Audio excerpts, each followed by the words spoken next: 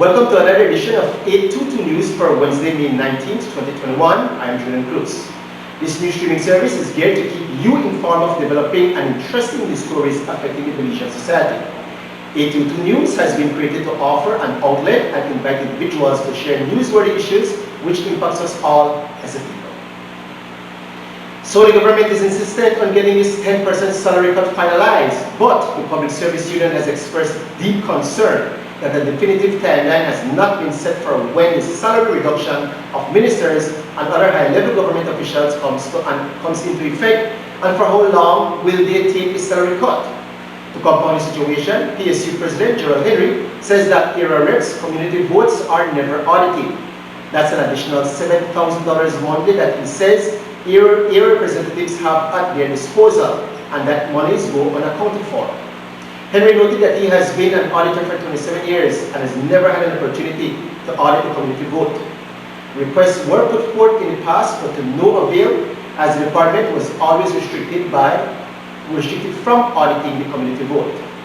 So with access to $7,000 every month, when the 50% salary cuts are effective, they, the ministers, still have access to $7,000 that is not accounted for or audited.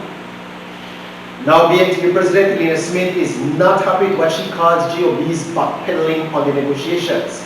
For one, there was an initial agreement that increment freezes, which have been instituted for 3 years, we're going to see teachers and public officers get their salaries restored 3 levels above where the increments stop when the freeze is lifted. That would put officers at the right level of the pay scale, which will have a direct impact on gratuity and pension payments down the road. But it seems that when GOB made a verbal agreement, they were being deceptive as they later reneged on it, saying increments would pick up right where they left off. There is also concern coming from the union's camp that they are clueless about when the reduction of ministers' benefits, that is, housing allowance, entertainment allowance, utilities allowance, will take effect. These items need to be on the table for clear understanding by all parties. And why does not Prime Minister Belizean appear at negotiation talks? Union leaders maintain it's an affront to the negotiation process because they believe his presence would lead to greater credibility to the talks. Well, this roller coaster ride is not coming to an end anytime soon, as union members took to the streets again today in a 19-day of a sustained campaign against government's actions and decisions that they feel are contrary to good negotiations. Let's have a look how it unfolded here in Belizean.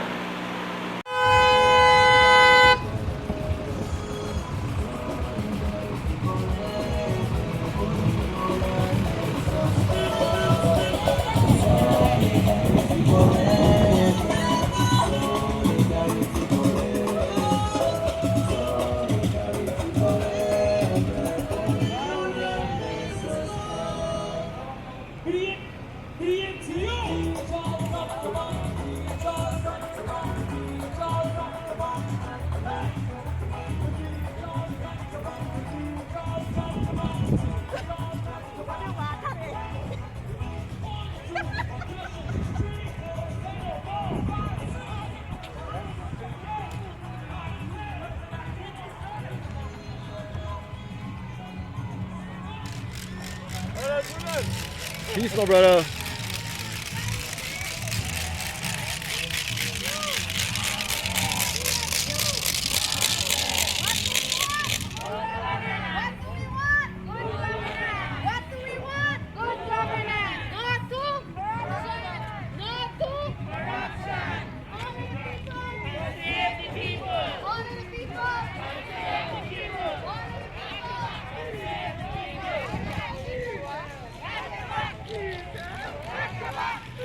Indeed, we wish them the best in their ongoing protest actions. We'll go for a break and be right back with more 822 News.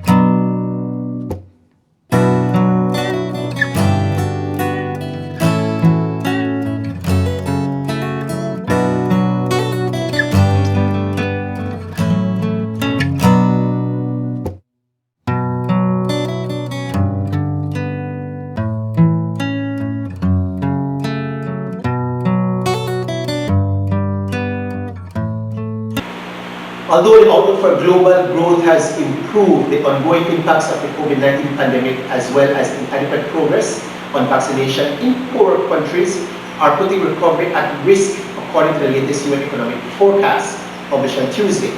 The world economic situation and prospects, the WESP media report warned widening inequality is threatening global growth, projected at 5.4% this year.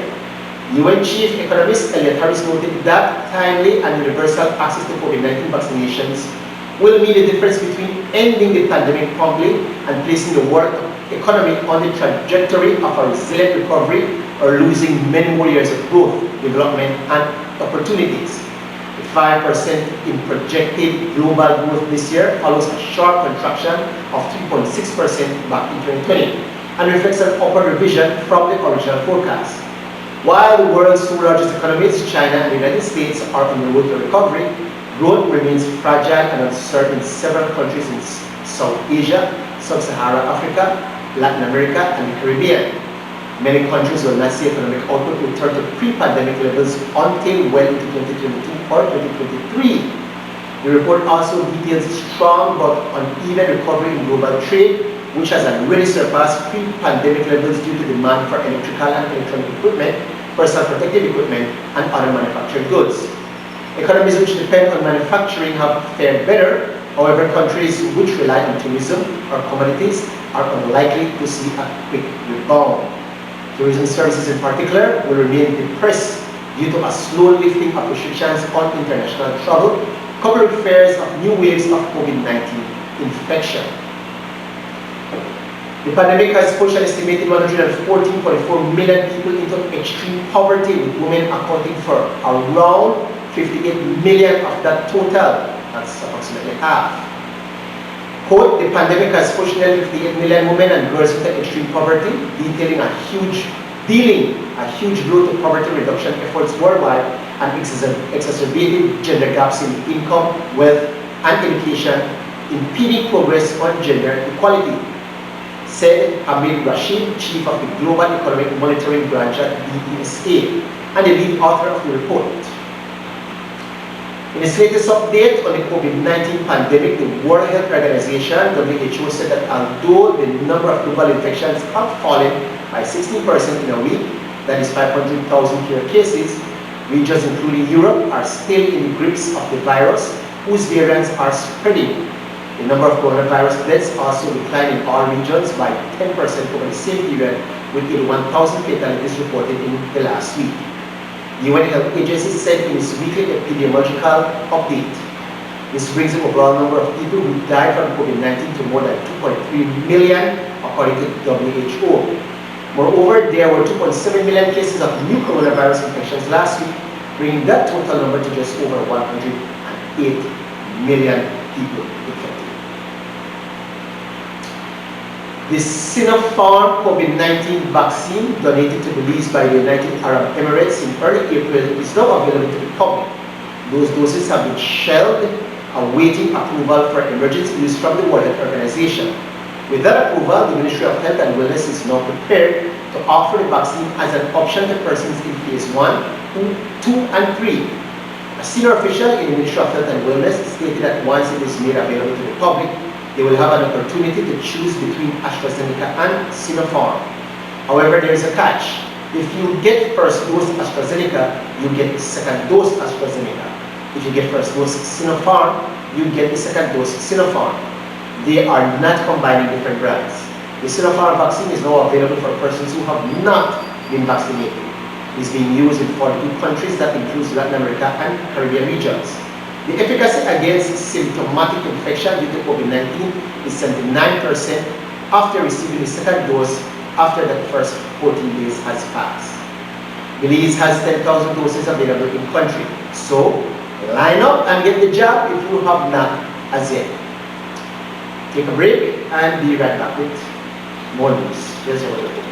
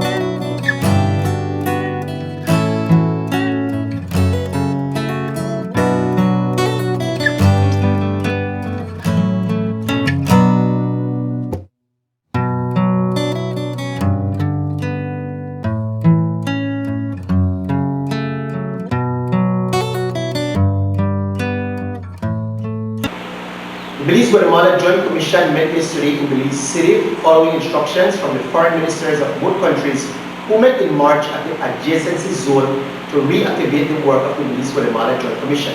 The Joint Commission received reports on the status of implementation of 4 of the 13 agreements that were signed between the two countries in Placencia back in December of 2014. Those 4 agreements related to the recovery of stolen cultural artifacts, sustainable tourism, movement of students and seasonal workers. The Belize-Guatemala Joint Commission was established by the 2005 Framework Agreement on Negotiations and Confidence-Building Measures signed between the two countries under the auspices of the Organization of American States. Ambassador Amalia Mai, CEO in the Ministry of Foreign Affairs and Foreign Trade, headed Belize's delegation in her capacity as the Belize's Commissioner. Belize's delegation also comprised Jose Alpuche, Ambassador of Belize in Guatemala. The meeting was held at the Radisson Fort George Hotel. The Public Utilities Commission, let me rephrase that. The Ministry of Public Utilities, Energy and Logistics is pleased to announce the appointment of Ms. Diane Vasquez as the new Chief Transport Officer in the Department of Transport. Ms. Vasquez was a bachelor degree in environmental science and a master's degree in diplomacy and environmental management and development. She comes to the job with experience in policy planning, research and management. Honorable Rodwell Ferguson and CEO Marconi Leal Jr. have expressed confidence in Ms. Vasquez as she assumes a critical role in the execution of the Ministry's new transport strategy. A new statutory instrument, number 54 of 2021, highlights amendments to curfew measures. This recent SI now extends the curfew hour on Thursdays and it is now in effect. The SI says the new curfew hours are from 12 midnight through to 5 in the morning from Thursday, I repeat, from Thursday through to Saturday. The curfew hours for Sunday to Wednesday will remain from 10 p.m. through to 5 a.m. in the morning.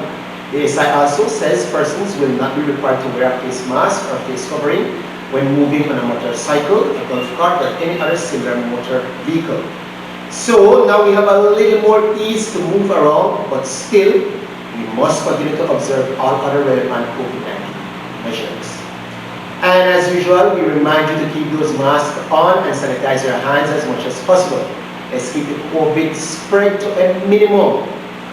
For any contributions, comments, concerns, 822 News can be reached through maxstudioBelize@gmail.com or cell number 635-1220. Stand up and speak truth, please. Until next time, goodbye.